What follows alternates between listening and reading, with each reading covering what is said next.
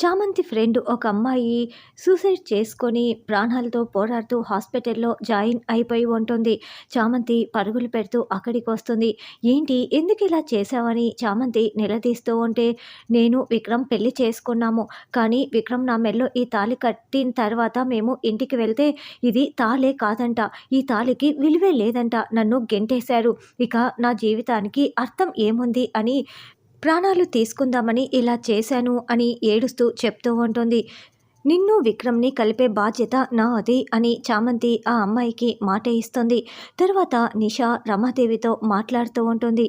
మా రంగనాథ్ అంకుల్ మీకు తెలుసు కదా ఆంటీ, రంగనాథ్ అంకుల్ వాళ్ళ కొడుకు విక్రమ్కి 2 రోజుల్లో పెళ్లి ఉంది, ఇప్పుడేమో ఈ చామంతి వాళ్ళకి కోర్టు నోటీసులు పంపింది అని నిషా చెప్తే, అయితే ఇప్పుడేంటి నీకేం కావాలి అని ప్రేమ్ నిలదీస్తూ ఉంటాడు. రేపు చామంతి కోర్టుకి రాకూడదు, కోర్టులో హాజరు అవ్వకూడదు, నేను సార్ని తీసుకొని కోర్టుకు వెళ్తాను, నేను ఆ కేసుని కొట్టేయిస్తాను, దట్స్ ఆల్ అని నిషా చెప్తుంది.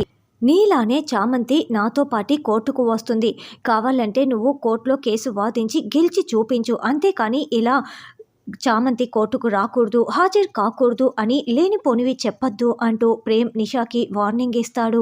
అసలు చామంతి కోర్టుకే వెళ్ళటానికి వీల్లేదు, నో మోర్ ఆర్గ్యుమెంట్స్, అర్థమైందా అంటూ రమాదేవి ప్రేమ్కి వార్నింగ్ ఇస్తుంది. అప్పుడు చామంతి కాస్త నేను చెప్పేది కూడా వినండి అమ్మగారు అని మాట్లాడుతూ ఉంటే, నోరు ముయ్యవే, ఇంకేం మాట్లాడకు అంటూ రమాదేవి చామంతి చెంప పగలగొడుతుంది. దాంతో ప్రేమ్ చంద్రిక చాలా బాధపడుతూ చూస్తూ ఉంటే, దీనికి ఇలా కావాల్సిందే అని నిషా రోజా సంతోషంగా చూస్తూ ఉంటారు. వీడియో నచ్చినట్లయితే లైక్ చేసి ఛానల్ని సబ్స్క్రైబ్ చేసి హైప్ ఇవ్వటం మర్చిపోకండి.